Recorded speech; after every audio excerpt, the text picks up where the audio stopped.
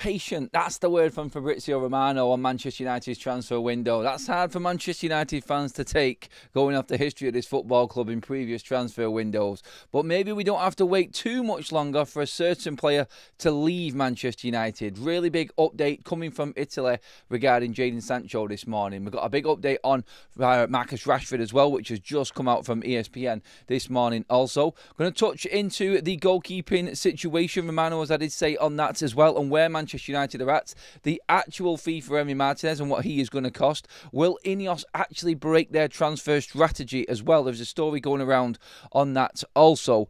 And of course, all of the other transfer news and stories going around. Antony's priority has been made very, very clear to Manchester United as well, with that news from yesterday about his pay cut that he's willing to take to get out of Manchester United. All of that along with your thoughts and comments in the live chat. Welcome along to Forever United TV. Saturday morning. Happy weekend, everybody. Hope you're all doing fantastic. Hope you're all looking forward to a nice warm one. Again, here in Manchester, it is going to be baking hot. It's just really unrealistic weather at the moment for Manchester. It's something that we've not really encountered before in consistent days like this anyway, but it is baking hot at the moment. It's weird.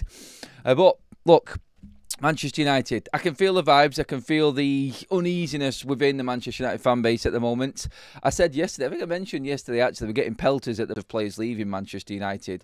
I feel like this now is in a position for us where we are ultimately looking at the best potential deals we could possibly get in terms of players leaving Manchester United. Jadon Sancho is obviously at the top of the tree. He is clearly there as the one player that everybody puts, and I did a poll on this the other day, right at the top of the list for players that you need to get out this summer. That is the one that's going to set the stall for this transfer window, it seems. And I think with a lot of Manchester United fans, I think he is the most important one as well now. And when you look at where we're at with it, it's looking a lot more positive than it was a couple of weeks ago when Chelsea sent him back to United. They paid that £5 penalty, £5 million penalty, and we moved forward from there, trying to find a club. It looked like it was only going to be loans. Then we got the bid yesterday from Juventus, apparently a bid that's gone in. They have gone straight into Manchester United. They're willing to pay it, but are only willing to pay that if Juventus actually see a way in for Jadon Sancho and actually feel like the deal can be done. That was the report yesterday from Sky. Now, overnight, Italian reports, and Damasio is the one that is reporting this, so we can take this as a reliable source in terms of what's happening over in Italy, and that is that Jadon Sancho has actually given the green light to Napoli and agreed terms with Napoli. Now, that's very interesting, and that is bold. That's very bold comment to come out from Damasio here, because Juventus have always been very, I would say, let's just careful with their wages and what they pay players. Remember in January when the story came out about Alejandro Garnacho wanting about 90k a week, and they weren't happy with that. They weren't willing to pay it. Now we know that Jadon Sancho has turned down 150 grand a week wages already at Chelsea, not willing to drop down from what he's on at Manchester United to stay at Chelsea. Otherwise this would have been off the agenda now and would have been moving on to other players. But we've still got Jadon Sancho, and this report from Italy, where it sounds positive and where it sounds optimistic for us, and we do know that Italian clubs are in, and he is willing to move to Italy, so that is the big positive in all of this. This claim from Damasio this morning about Jadon Sancho agreeing personal terms with Napoli and putting priority to them over Juventus, I think it's important, but let's not forget, Juventus are the only ones so far that have actually, or supposedly, come to Manchester United. They have gone, Napoli that is, straight to Jadon Sancho to try and negotiate that. So Jadon Sancho's wages, I would say, outweigh the issue with Manchester United. That being, obviously, a negotiation for a fee for Jadon Sancho. I don't think it's going to be as complicated as Jadon Sancho's wages. So when I look at Napoli still not making a bid, I think, okay, on two hands here, you could look at this in different ways. You could say Napoli agreeing personal terms with Jadon Sancho is a good thing, because that would mean that personal terms would be a permanent deal, wouldn't it? It would, because obviously if he's going on loan, then the deal's already done, because Jadon Sancho's wages are set by Manchester United. So if he's agreed personal terms like Damasio says, then And what else is there to really say when you look at it? He's agreed terms. That means that he's agreed terms for a permanent deal, surely. I mean, United want to sell Jadon Sancho on a permanent, so that's clear. It's just, I've always had this fear with this Jadon Sancho situation that he's just going to get a loan here and just see out his time on Manchester United wages and then go for a free transfer at the end of the season and get a big signing on fee by somebody. So I don't know if personal terms is Jadon Sancho is happy to go to Napoli and then agree terms after a loan period, which Napoli are now going to go to Manchester United and negotiate. That's part two of this, and that's the only thing I feel which is worrying me at the moment, that there may be something further down the line here that Napoli are planning, because they're not that keen and weren't that keen before on paying bigger wages. And bigger wages, 90 million? That wasn't that bad, really. But, I mean, maybe they're looking at Garnacho as the unproven products and not willing to pay that. Jadon Sancho, I don't know. Honestly, it's a weird one right now. I'm sort of stuck. I'm positive that Napoli are feeling confident and Jadon Sancho's happy to move there. Just for one, like Jadon Sancho agreeing terms is a big, big piece of news. And you've got to take the positive out of that, because that is quite big, like I said. But I just fear they could be taken out of context. It could be broken down in different ways. It could be, like I just said, they're happy for him to be on this term if he signs for them after the loan, because Manchester United have got no say on Jadon Sancho after this season because his contract ends. Unless Manchester United want to trigger that one-year extension, which they really don't want to do and would really, really piss the Man United fan base off if that happens. So I get it, where this looks very, very good. Juventus obviously still making a bid also. The standoff between Sancho and Manchester United is my only concern. Now, Sancho would agree anything with any other club right now just to actually annoy Manchester United, I feel. I think he's dead to the club. I don't think he cares at all about Manchester United. And he's not bothered about them getting a good deal for him. He's just looking on the personal side of things and wants this over the line so he knows that he's getting the best deal for him. That's the biggest fear that I've got inside right now. But I think still I'm edging towards more the positive side of things with this one, and the terms agreed is for Jadon Sancho to move this summer with a transfer fee. I think United have probably made it clear to several clubs that Jadon Sancho's for sale. They don't want to loan him, and they will push, like Romano said, to sell him permanently first. So any sort of feelers that have been put out there, or any comments or any communication from Manchester United about Jadon Sancho to these clubs, I feel would have been put across in a way that this is a permanent deal and nothing else. I think that's why I'm hoping that this is actually terms agreed to Jadon Sancho being sold this summer. Now, if Juventus's bid is true, and that approximately around 25 million euros, just over £21 million, that is United's asking price for Jadon Sancho, and that's him gone. Now, last night we were reporting that Jadon Sancho obviously was happy to go to Juventus last summer until Chelsea came in at the late hour they did in the transfer window. But is he willing to go back again? Does he think, obviously, with people that he actually knows at Napoli, that's the better option for him? And again, I'm just going back, like, I'm really picking out at little things here with this one, but I just know, like, from history, like, and what's been actually said with Jadon Sancho, there's no love lost, and Jadon Sancho isn't going to do Man United any favours in this situation at all. And so I'm thinking, obviously, Napoli, if they get in on Jadon Sancho's side of things, they're going to come and then bid United in the balls and try and get an even cheaper deal. And then we're going to be stuck in a negotiation again, and United are just stuck with pain-in-the-arse players who don't want to move away from this football club, and just more and more work needed to be done just to get rid of players. It is incredibly frustrating. It really is. Honestly, nothing annoys me more at the moment than watching Manchester United trying to get rid of players from this football club. It just seems to be the biggest job on the planet to try and get anything positive to come out of a sale from Manchester United. It is so hard.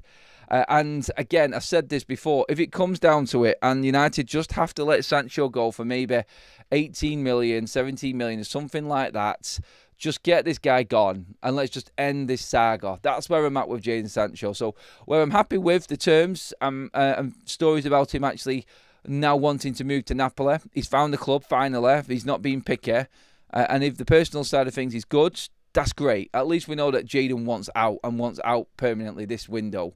Maybe Napoli, they'll come in and start to bid United down on this And then it depends on what Man United want to do. We know for one right now with Brian and Mbeumo that Manchester United are going to play hardball with anybody this summer. It's like they set their stall out and they are just going to go in and say, no, it's this way. No, it's that way. They're just not having it at all. And Romano last night, in talking about this in the same video, actually touched on the Brian and Mbeumo situation. And he just said, Manchester United fans are going to have to be patient. Manchester United are not messing around. They're not buckling. They're not going to pay extravagant, inflated prices on any players. We are going to have to just sit back and pray that Manchester United do get these deals done at the prices that they want. Because if they don't get the price that they want, they won't be making the transfer. I think that has come out abundantly clear now on every deal that we've done so far. Whether it be with players going out, players coming in. Everything, I feel, has to work for us. And that is good. But obviously it's going to play on the nerves of a lot of Manchester United fans in how long these deals are now going to drag out for and how long we have to wait for players. Because I said it at the top of the show, I said I can feel the negative vibes creeping in. I can feel everybody wanting to jump onto the big negative at the moment. When Mbeumo signs for United, that will all go and we'll move on to the next targets.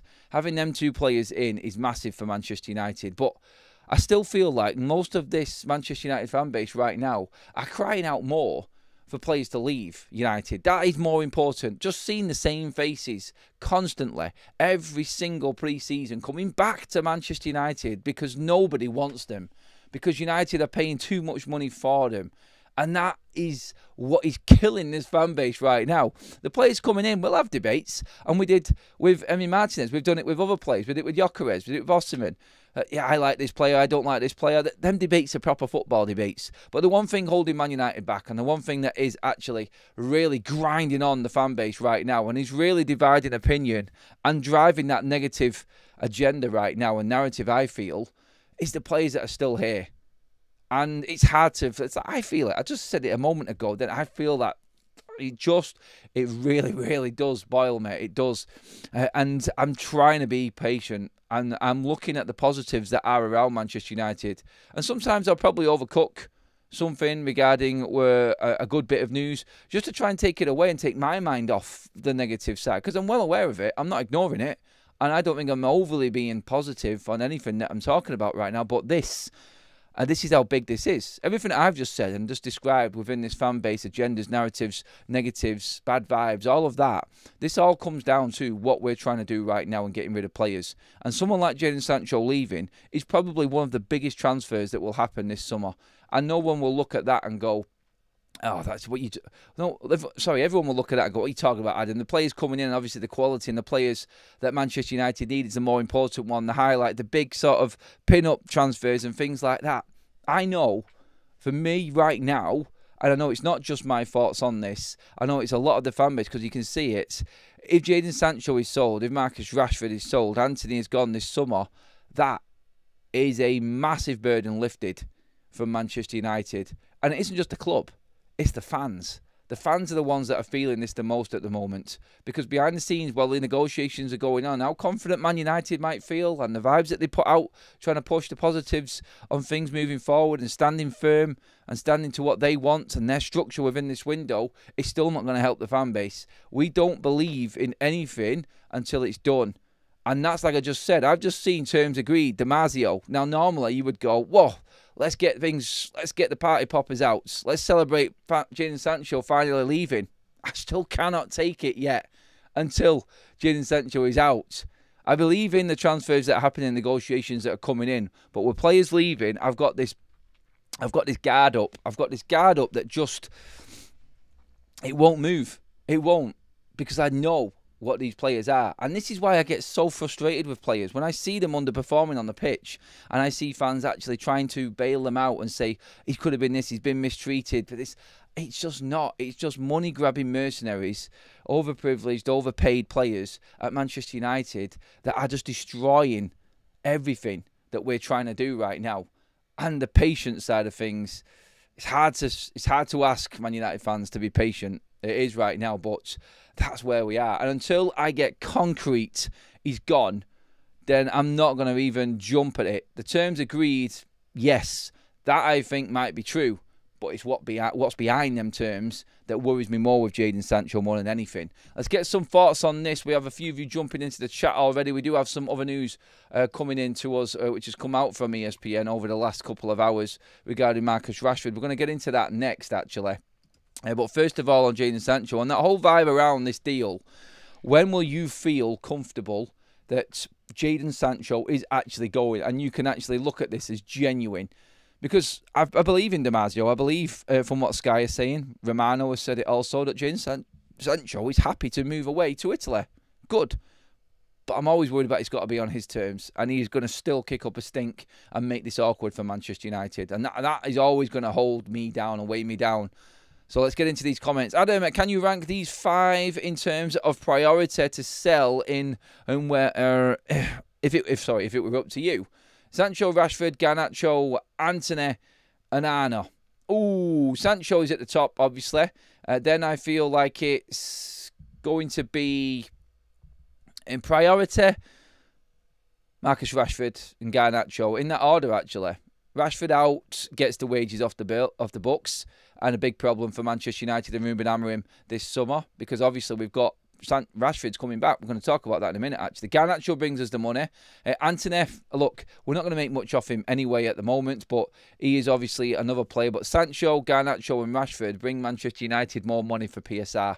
And Arno, oh, yeah, I would put Arno ahead of Antony even, to be honest. That's how important that one is. Thanks for the super chat, Rose, on that one. You really did. You put it right to me there, really does, mate, on that one. Thanks. Manny with another super chat. Good day, Adam. A silly question from this Aussie. Who the heck agreed to these wages in the first place? Ed Woodward is the one that did this deal for Jadon Sancho, mate, unfortunately.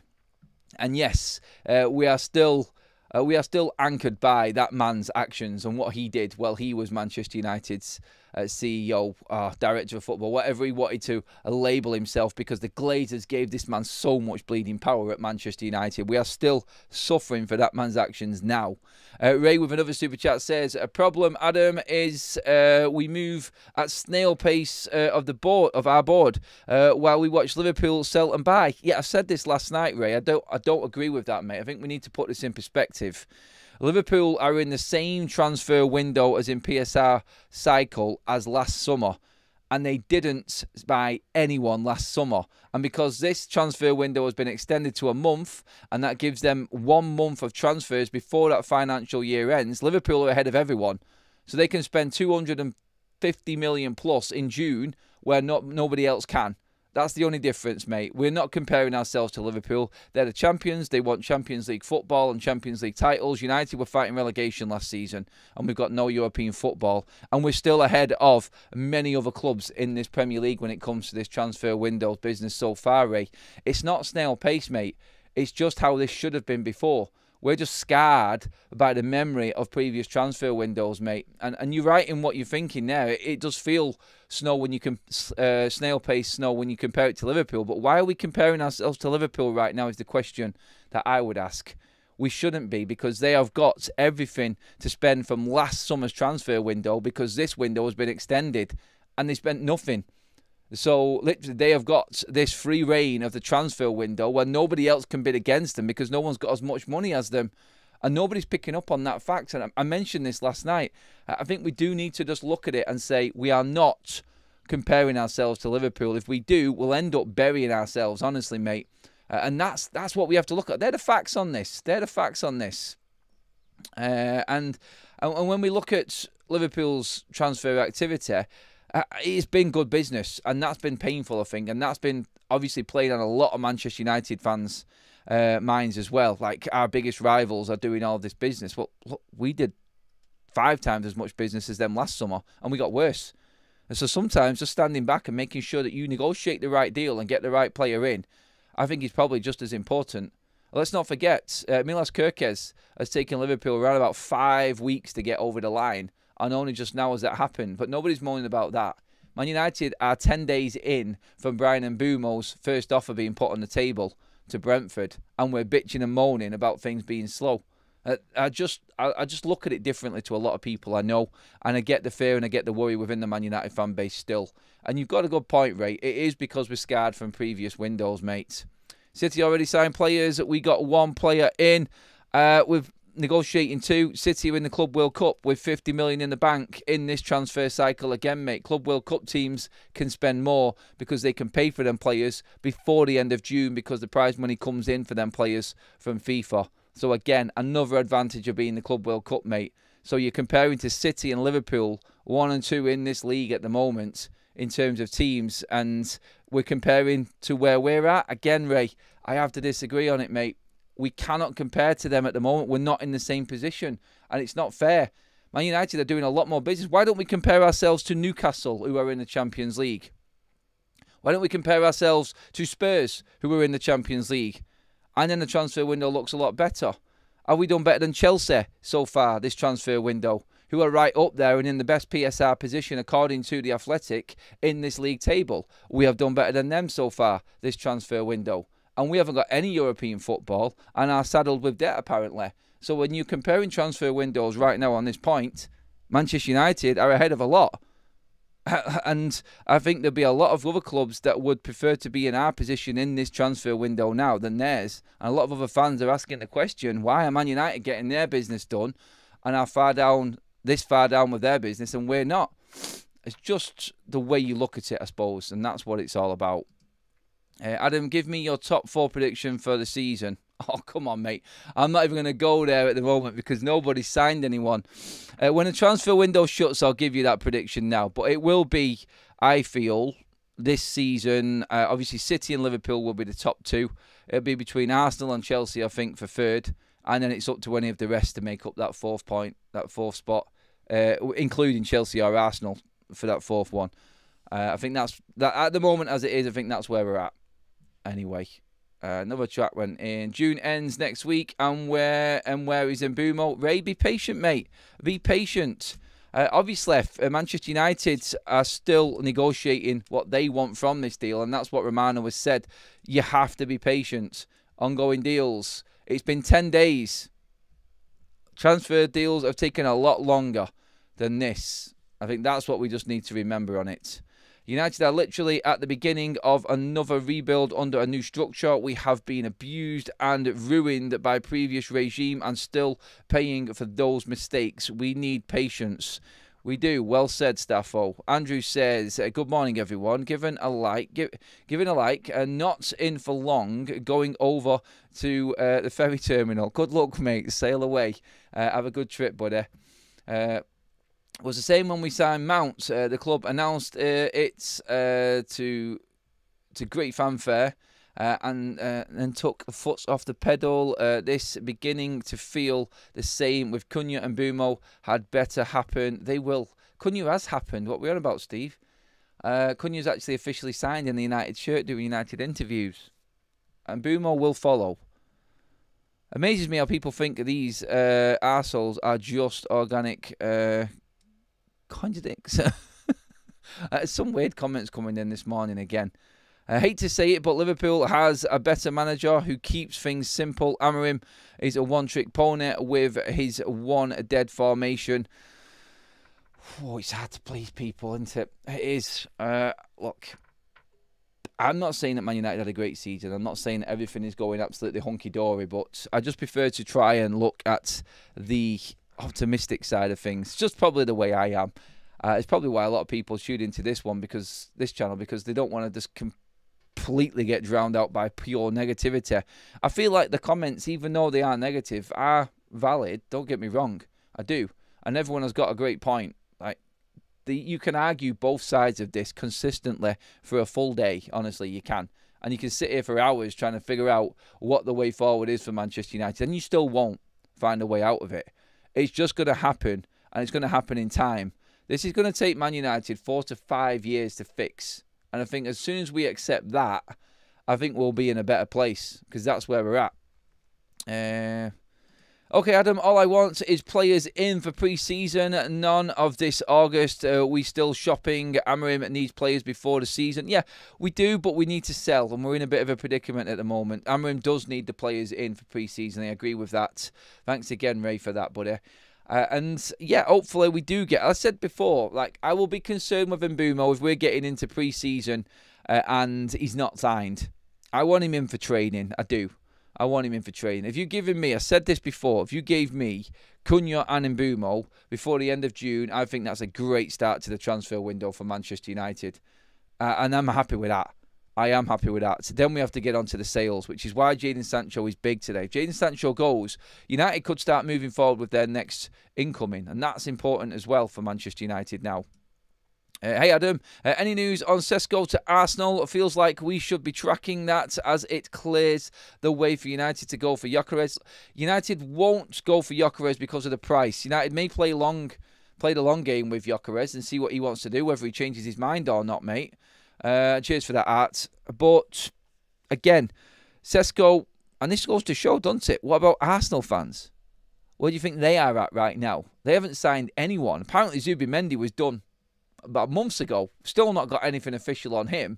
So Arsenal fans are probably pulling their hair out at the moment. They've probably got more reason to do than even Man United fans.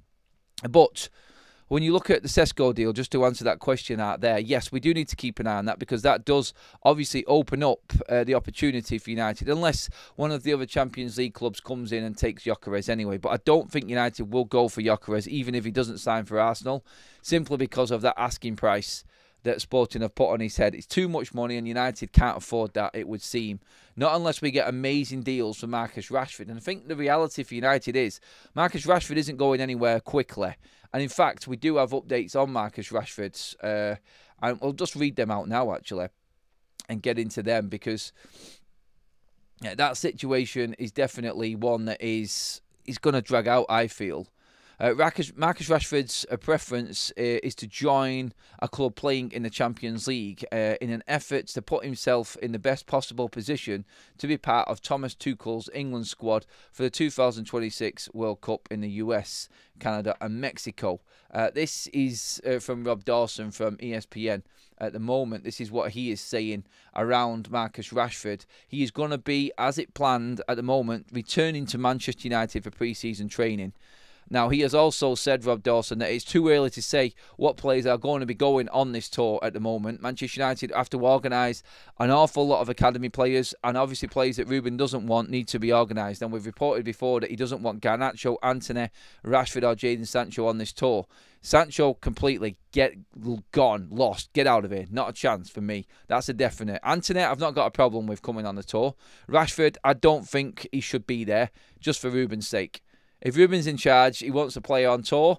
Honestly, that is the last thing that he needs right now is Marcus Rashford on tour. Unless they have clear the air talks and just say, look, forget about everything. We're going to be professional. We're going to get you the best club possible. We'll bring you on tour. Unless Ruben Amorim feels 100% comfortable with the conversation he's had with Marcus Rashford about him coming on tour, Rashford should not be on that tour. In terms of Garnacho, I think that's an even bigger problem for him. After the fallout and what was reported from David Ornstein a couple of months ago, I feel Garnacho might actually be a bigger issue right now than what Marcus Rashford is. Obviously, time is a great healer, and being away from Ruben Amorim, maybe the conversation will be amicable if he comes back. The conversation's got to happen between Marcus Rashford and Ruben Amorim, and time does make things easier. Maybe spending time away has helped the situation, and they can at least be amicable when they come back together. I think it's still very, very clear that Marcus Rashford is going to be leaving Manchester United this summer.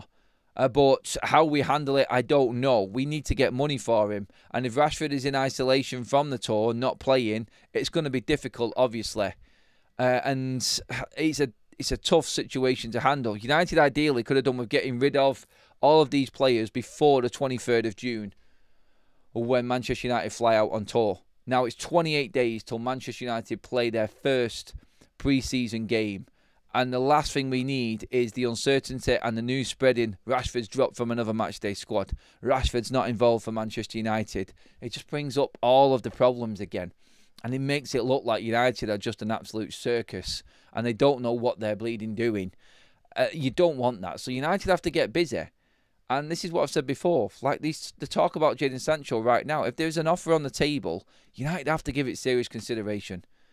Because the big thing for us right now, and yes, we may not get the fees that we want. We might not get what we need out of these deals that we ideally want to make more money, but it frees up the space in the squad, and the PSR is helped by these players not being at the club. The wages are gone and everything like that.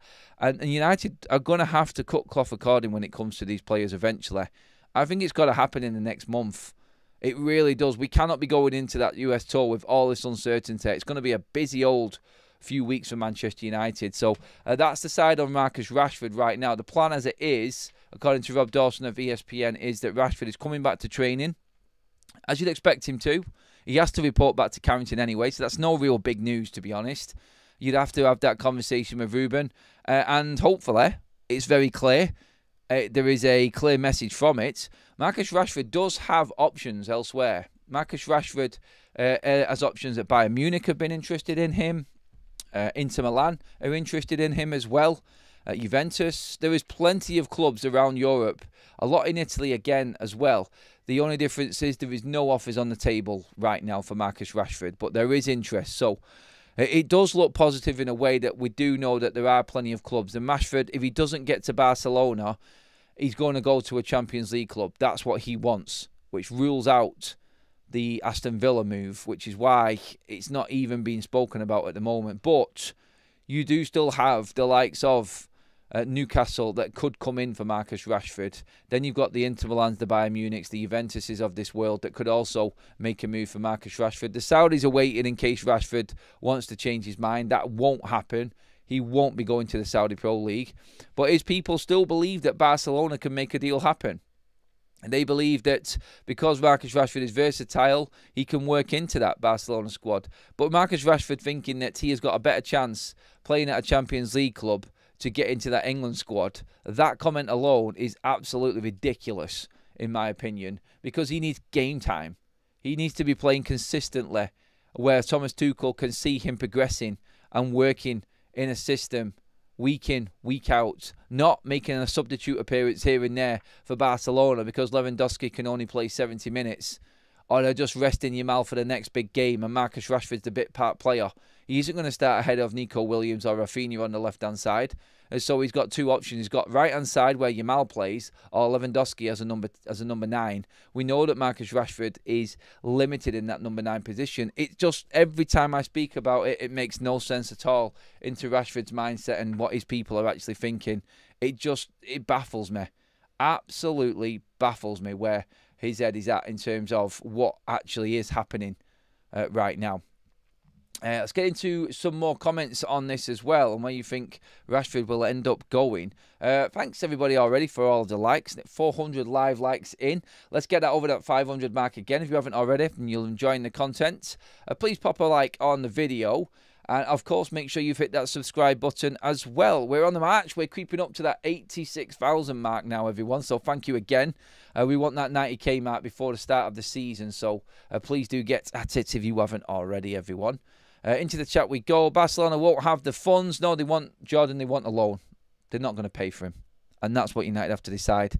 Whether it's better for Man United to loan him out, see if he can progress, play well with an obligation. Then they've got a year of his contract gone, which they don't have to pay off at the end. And obviously, he might be worth more money if he smashes it somewhere on loan. As long as the majority of his wages are being paid, that's probably a decision that United will have to make. If they can get an obligation in on a Marcus Rashford loan, they'll go for that, I think. Because I don't think anybody's pumping up 40 million this summer for Marcus Rashford. I'd be absolutely amazed. Maybe United take a cut price deal, I don't know. But let's not forget, we still have to pay off part of Marcus Rashford's contract when we sold him. So we're not making too much money either way on Marcus Rashford. Rashford thinks he's better than he is, and he thinks he can cherry pick his move. Marcus is a bit deluded. He thinks he's better than he actually is, says McFart. Yep, I agree with that one. I think he's just surrounded by people that have just been blowing smoke up his ass for the last 10 years, and he thinks he's invincible. And being put in his place by Ruben Amorim has really affected his ego. He has been humbled by Ruben Amorim, I feel. Manny in the chat says, if England's hopes lie with Sancho and Rashford, I hope Australia draw England in the group stages. Yeah, no, I don't think Marcus Rashford or Jadon Sancho, he doesn't stand a chance. Sancho does not stand a chance of getting anywhere near that England squad at all, so we don't need to worry about him. Marcus Rashford, I don't think gets into that England starting squad, although I was surprised when Tuchel actually did pick him for some recent international games. So, yeah, anything is possible, you would say, when it comes to Thomas Tuchel at the moment. He seems to be on a bit of a weird one with Marcus Rashford. I don't get it, but that's up to him. I've lost all love for England at the moment. It just bores me to death, that football. And I look at the way that France, Germany, Spain, Portugal, they all have an identity. England have nothing. And Tuchel's got his work cut out for him there. Leo in the chat says, Antony, I hear what you're saying, but... Oh, so he's talking to someone else there. I thought he was talking about Antony. Over half those people blowing smoke up his ass was Woodward and Eric Ten Hag. Yep. You're right about that one, Nuke. Totally agree with that. Big mistakes from Manchester United internally. And blowing smoke up his ass, he's giving him that stupid contract as well that Murto and Arnold gave him. So, yeah, 300 plus a week for a man that's had 20 plus goal season once in his career. Seriously, wow. I know, it still pains us now, doesn't it? Anyway, need to move on. We do have other news we want to talk about. Quickly, updates coming out from Ekrem Kanov, agent, as we know, journalist and transfer specialist. Oh, that's what he says he is. Manchester United are targeting João Palhinha to add physicality and experience to their midfield. The Red Devils are continuing talks with their primary targets before making a move for the Portuguese international. Ruben Amorim is keen to include Palhinha in his wider squad plans, but a move will only materialise if the financial conditions align with Manchester United's expectations. So again, another journalist there linking Manchester United to João Palhinha. We reported that one the last couple of days, actually. That would be a signing United, I think, if they can make happen at the right conditions, obviously. Because Ineos have not really ever gone in for an older player. They've never gone over the top and spent money on an older player. Everything that they are doing is of the younger player, 25, 26. 26 was Nus Mazraoui. That's the oldest player that's come into Manchester United over the last 2 years under Ineos control. And that was for 14 million, I think it was, in total. Again, it'd have to be peanuts, and it would have to be a deal that really, really suited Manchester United in terms of contractually. Palhinha, I think, for a loan, yes. At 29, I don't see this man being a target for Manchester United to spend money on. I don't. We were talking last night on the Big Up Show. If Manchester United are going to do business with Juventus, obviously this was the talk last night before the news this morning that came out about Sancho preferring Napoli now, which we have just talked about at the start of the show. I'll go over everything again in a few moments for anyone who is just joining us and what we've spoken about already. But Juventus, if United do have an avenue in there, would you go in and negotiate a deal with Sancho going one way at a right price and Dusan Vlahovic and Douglas Luiz coming the other way to Manchester United? They're giving you an 8 and a 9 in one go, and probably still a lot of money to spend next transfer window. This is now how clever and how outside the box Manchester United are going to have to start thinking when it comes to this transfer window. But Palhinha, I think for United, loan, maybe an option to buy. Maybe we should start being clever with this loan system. We always seem to get rinsed through it the opposite way round with players leaving. Maybe we should be looking at trying to do this ourselves and really tap into the loan market and try and get something to work for us. I think that obviously is something that we haven't done well in the past, I don't think. We've loaned players out in January, but how about a season-long loan for a good player that isn't wanted at one or doesn't actually fit or isn't enough room? Like, we know that there is proven ability in João Palhinha, and he would change Manchester United's midfield. I think he would sit Manuel Ugarte on the bench. I think he leaves Ugarte for dead when it comes to quality. And I don't like to go in on our own player who's only just come in. I like Ugarte in certain aspects, but he has really flattered to deceive. He's not convinced anybody yet. Palhinha coming in, that's a bad sign for Manuel Ugarte. Because if Palhinha walks in through that door, whether it's a loan or not, he starts. He's the first name on the team sheet in midfield. And that shows you how far we have fallen and what Manchester United are lacking in that midfield. It's Paulinho and Bruno Fernandes. They're your two midfielders. If you sign someone like him, loan or not, like I just said, he sits in there alongside Bruno instantly. And then you've got the front three in front of them. Obviously, the quality around the pitch there, Man United's front five would be a completely different animal altogether. Ahmad one side, Dorgu the other as your wing-backs. A defensive three of Leacher, Yoro and De Ligt. And then hopefully a goalkeeper in position. That there is a pretty damn good window for Manchester United. And it's a transformation of Manchester United's starting 11. And I don't think anybody, you'd be hard pushed to find anybody that would be upset with that in the Man United fan base. It just depends on the 9, really. I think that's the one thing that everybody's going to jump on as soon as it happens. And it's inevitable. The jury will be out on any decision Manchester United make in the number 9 position. Even if you went out and got Gyökeres now, you would still have people moaning, saying this wasn't the right signing for Man United to make. It's inevitable. That is always going to be there. And that will simply be because he chose Arsenal over Man United, and that's what you're up against. And people are actually saying that he isn't actually that good a player, and he will be found out in the Premier League. You'll get all of that conversation coming in, you will. Adam, what about the generational talent, Kobbie Mainoo? He doesn't get in that team. He does not get in that team, mate. I'm sorry, he's not a starter for Manchester United anymore. Not for Ruben Amorim anyway. Another system, yeah, I think he would get in somewhere.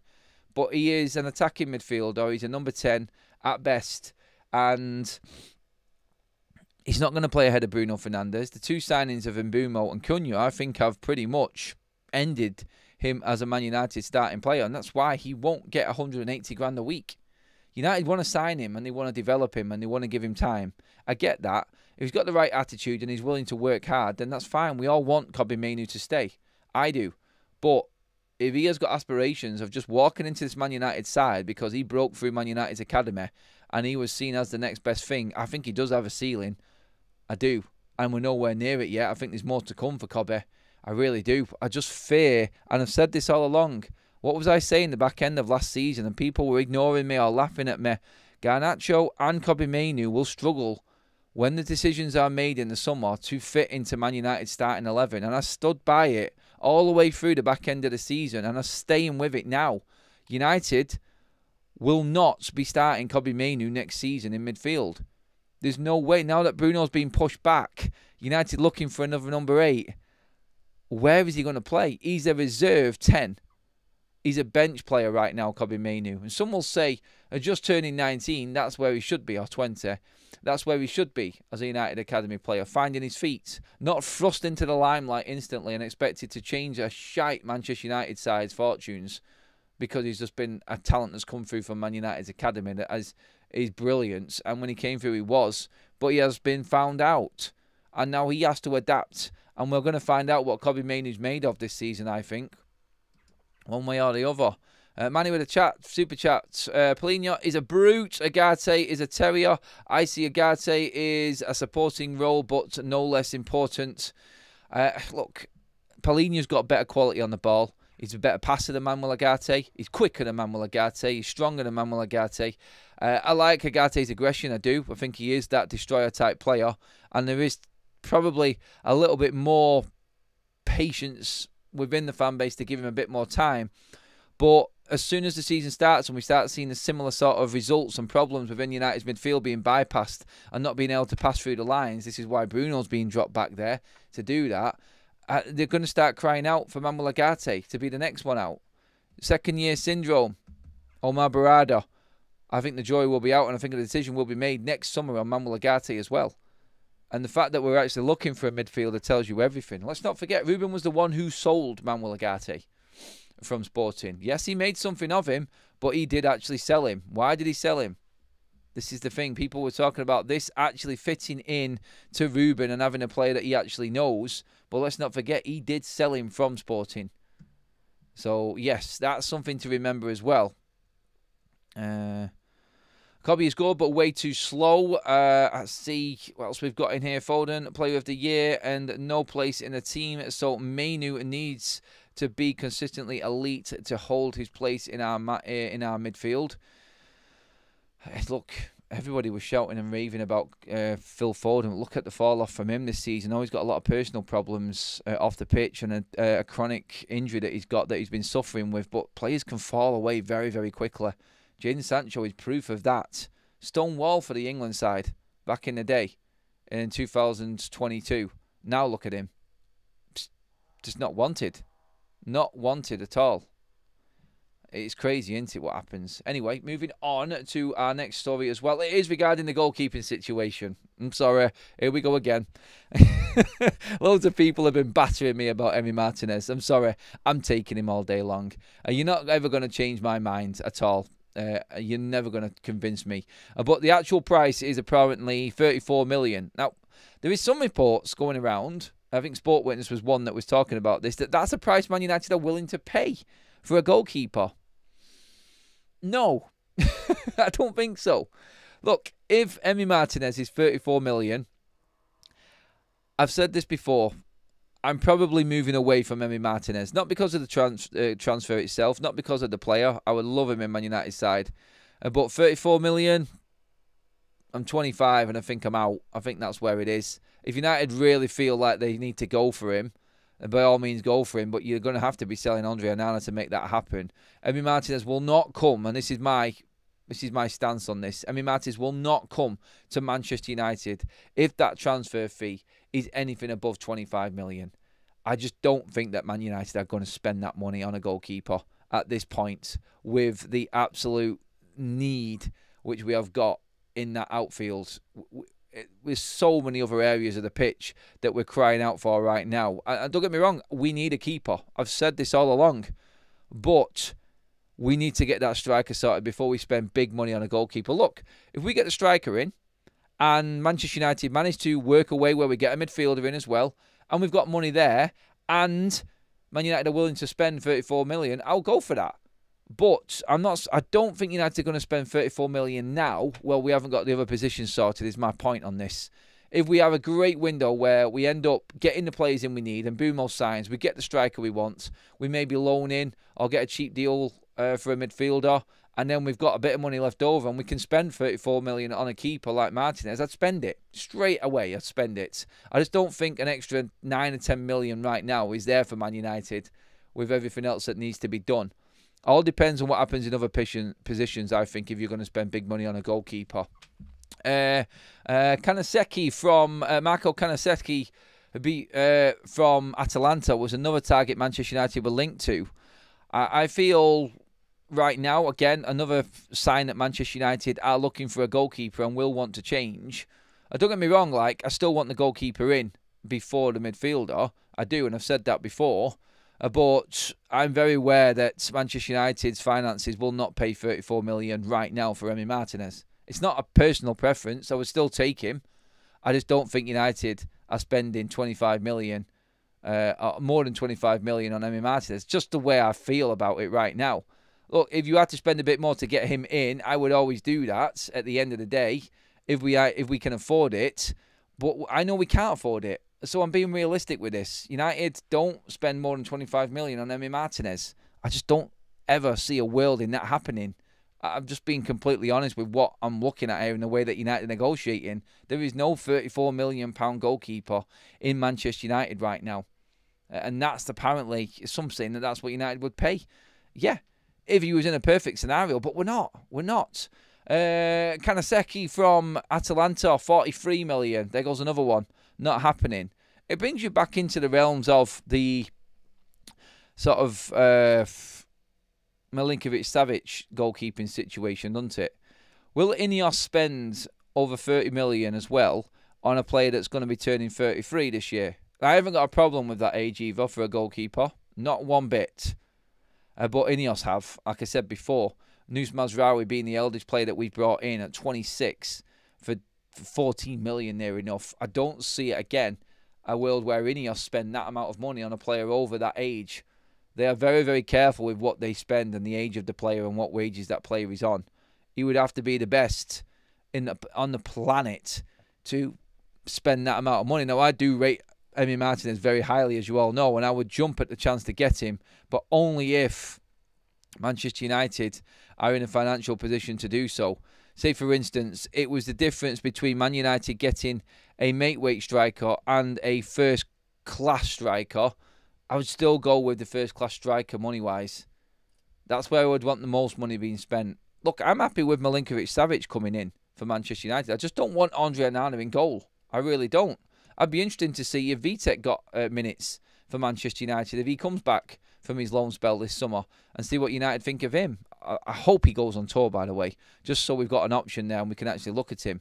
Because that's what I think Manchester United need to do. They need to see players like Vitek. Ruben may look at Vitek and go, no, instantly, not good enough. But at least have a look at him and see.